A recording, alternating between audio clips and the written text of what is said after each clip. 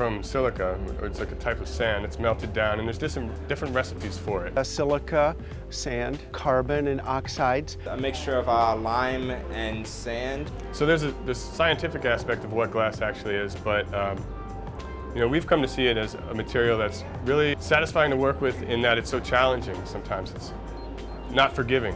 You have to kind of get things right the first time. And you have to be very careful when you handle it because of how fragile it is. So it's a material that commands a lot of respect. Glass to me is my favorite material to work with. I like the looks of it. I love to touch it. I love to turn it over and look at it. I've always felt that way since the time I was a little kid. So I think it's a very personal connection that I have with the material, like most artisans and artists.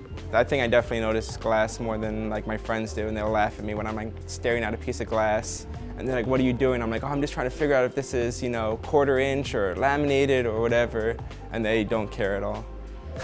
When I see glass, I'm often impressed with how someone manipulated it into the form that it is when I get to look at it. Basically, I see two things. I see it either reflected, I see light reflected, or I see light transmitted through the glass. So you see glass in two different ways. If the light's reflected, it's opaque, you aren't seeing through it. If it's translucent, you're going to see through the glass, and in some cases may not see it very well at all. You can have fun with it, you can do different things to it. You can tint it, or you can use opaque glass, or you can bend the glass, or cast the glass. And the way it captures light is one of its most beautiful elements. I certainly notice glass much more than the average person because I work with it every day. So absolutely, I pay attention. I'm looking at glass all the time. So that if I'm walking through the city, I'm looking at lighting, and I'm looking at windows. I'm looking at pavers in the sidewalks. I'm looking at bowls and place settings that are in stores. So it draws my eye immediately.